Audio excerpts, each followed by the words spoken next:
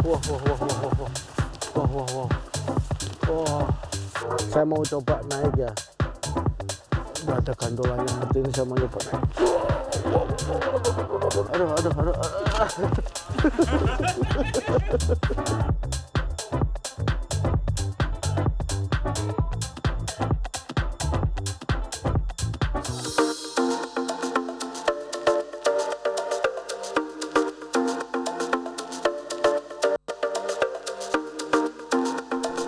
Pada masanya, Desa Karaban, Kecamatan Gabus, Kabupaten Pati, Jawa Tengah merupakan pusat pengolahan kapuk terbesar di Indonesia. Hingga saat ini, kapuk yang awalnya diolah menjadi kasur, bantal, dan guling untuk memenuhi kebutuhan masyarakat, kini mulai ditinggalkan karena masyarakat beralih menggunakan kasur berbahan sintetis. Di tengah meredupnya pasar nasional, sampai saat ini warga Desa Karaban masih tetap bertahan mengolah kapuk untuk memenuhi kebutuhan ekspor ke Malaysia, India, Bangladesh, dan Eropa. Kasur kapuk merupakan kasur organik yang sebenarnya lebih sehat dan nyaman untuk tidur. Namun warga masyarakat masih belum sadar dan memilih kasur sintetis yang terbuat dari proses kimia. Untuk melihat dan mengikuti proses pemanenan pohon kapuk randu, saya mendatangi tukang tebas atau pengepul di Desa Wonosekar, Kecamatan Gembong. Di tempat ini masih banyak warga yang menanam pohon randu. Dalam 1 tahun pohon kapuk randu berbuah 1 kali, yaitu bulan seperti sekarang nih, November.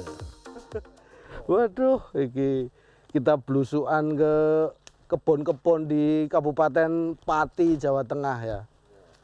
Ini ada tongkat apa ini? Tongkat panjang genter ya. Terus ini saya udah bawa tali seperti ini.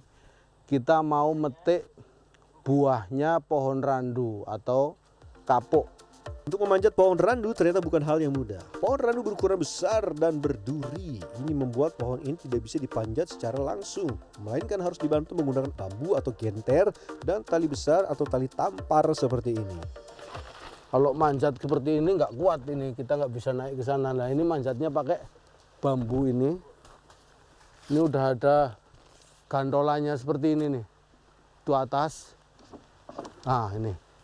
Saya mau coba naik ya. Udah ada gandolannya seperti ini, saya mau coba naik. Nggak bisa, nggak bisa. Percobaan pertama gagal. Gak kuat saya ngangkat badan saya yang terlalu berat.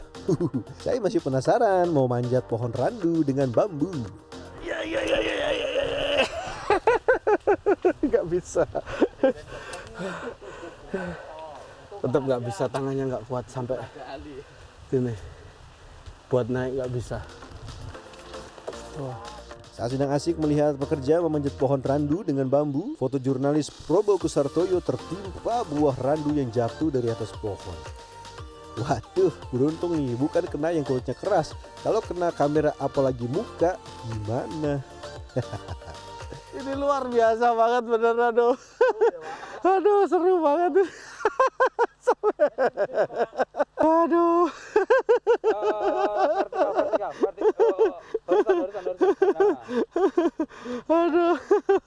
Aduh, ini. Aduh, ini luar biasa ini benar-benar. Jadi dari atas itu ketiban, kejatuhan ini loh, kapuk sampai muka semuanya ketutup ini. Karena resikonya cukup besar, jasa untuk memanjat dan memanen pohon kapuk randu lumayan mahal. Per hari, jasa memanjat pohon kapuk randu mencapai Rp200.000 hingga Rp250.000. Wow! Kapuk randu yang sudah dipanen dari kebun selanjutnya dibawa ke pengepul. Untuk 1 karung kapuk randu seperti ini, isinya kurang lebih 25 kg. Oh.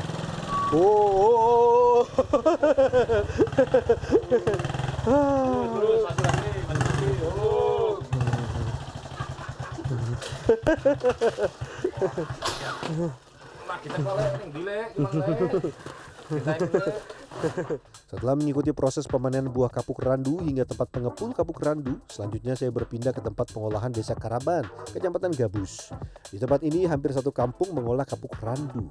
Di tempat ini banyak gudang besar yang digunakan untuk mengolah kapuk randu.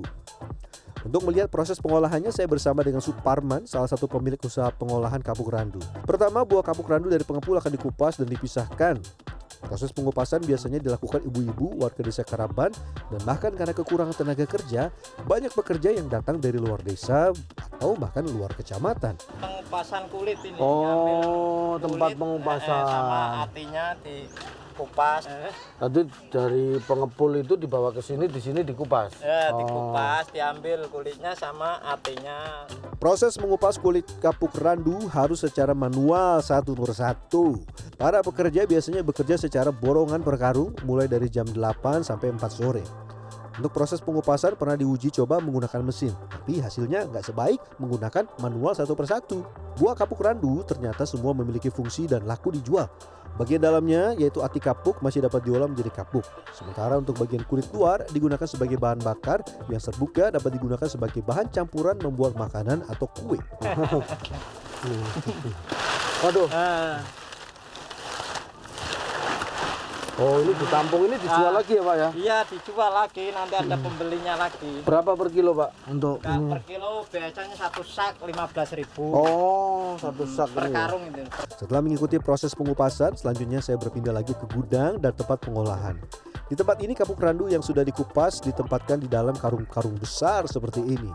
Wah, saya jadi penasaran nih, apakah saya kuat untuk mengangkat satu karung besar kapuk randu? Coba. Oh, yang ini ya. Saya coba. Apa sih Den? Oh, Den. Wah, Ini lah Bang, kalau yang coba nih lah Kak. coba. Mas ya. Gini. Aduh. Aduh. Aduh, aduh, aduh, aduh.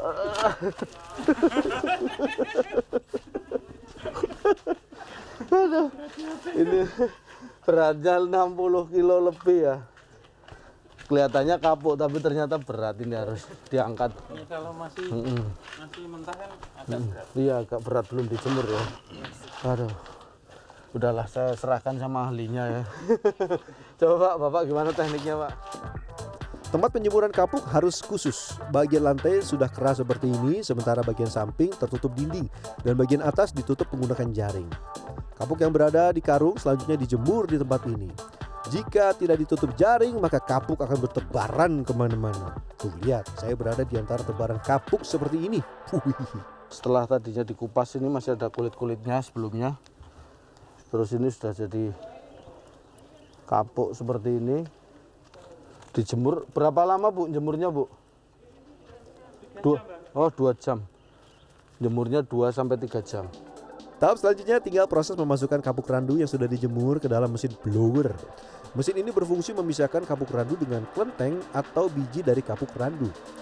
Kelenteng ini masih memiliki nilai jual dan dikumpulkan nantinya akan diolah menjadi minyak. Ampasnya masih bisa digunakan untuk pakan ternak. Berada di tengah-tengah jemuran kapuk randu, ini tantangannya begitu berat. Kita harus berada di tengah udara yang penuh kapuk berterbangan. Karena itu saya menggunakan masker. Tapi kapuk yang bertebaran ini menempel di seluruh badan.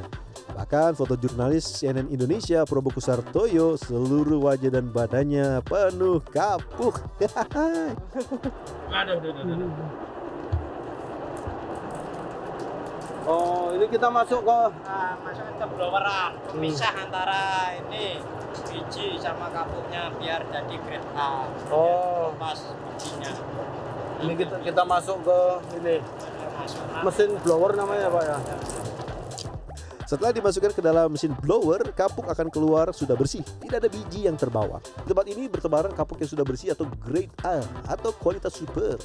Kapuk ini nantinya akan dikemas, dipres untuk selanjutnya diekspor ke berbagai negara seperti Malaysia, India, Bangladesh, dan Eropa. Yang dari sana udah super ini nanti setelah terkumpul masuk ke sini dipres ya Pak. Iya, di packing sini. Di packing ini khusus untuk yang Ekspor Oh. juga bisa, lokal bisa. lokal bisa. Ini sudah Packing dikemas pack seperti ini. Satu ini berapa? 25, 26 ya kurang lebih. 25-26 kilo ya. Meski pasar kasur bantal dan guling nasional mengalami penurunan, namun masih banyak beberapa pengrajin di Kareban yang memproduksi kasur kapuk. Sebagian besar produksi kasur kapuk dikirim untuk memenuhi kebutuhan pasar seperti Sumatera dan Kalimantan. Sehari dapat berapa, Bu? Dapat 10. Dapat 10. Satunya berapa itu Ini kongkosnya? 10.000. Berarti dapat 100.000. Alhamdulillah. Kusnan, Kepala Desa Kareban, bersyukur sampai saat ini meskipun pasar kasur nasional menurun karena kalah dengan kasur sintetis, ini bisa terselamatkan karena adanya ekspor kasur ke luar negeri. Meski jumlahnya tidak sebanyak dulu, namun pengolahan kapuk dan pembuatan kasur masih bisa memberikan penghidupan bagi warga Desa Kareban. Nah, sekarang termasuk produksi kapuk ini kan sudah agak modern karena pakai mesin ya. Mesin. Kalau dari dulunya nenek moyang kita itu pakai manual semua. Manual. Untuk memisahkan saja harus pakai tangan, disablok-sablok gitu. Jadi mungkin sehari hanya dapat 1 kintal, sekarang bisa sampai 2 ton, 3 ton. Jadi kita akan lebih efektif lagi. Meski kasur sintetis telah mendominasi pasar dan merubah tradisi warga menggunakan kasur kapuk, namun masih ada warga yang tetap bertahan menggunakan kasur kapuk. Selain nyaman untuk tidur, juga menyehatkan. Kasur kapuk terbuat dari bahan-bahan organik yang aman, sehat, dan nyaman. Emang masih laku, Bu? Alhamdulillah pasarnya masih bagus. Oh, Pada pasarnya. banyak yang minat ini. Oh, Iya. kenapa tuh minat katanya? Kadang yang pakai spring bed banyak yang nggak enak di badan. Oh. Pada mengeluh, kami pesen ini lagi. Oh, mereka mengeluh akhirnya udah pakai kasur-kasur yang modern kembali ke kapuk lagi gitu ya. Jadi meskipun ini dianggap jadul gitu ya. Tapi kasur kapuk, bantal kapuk, guling kapuk itu ternyata secara kesehatan dan kenyamanan untuk istirahat itu lebih oke.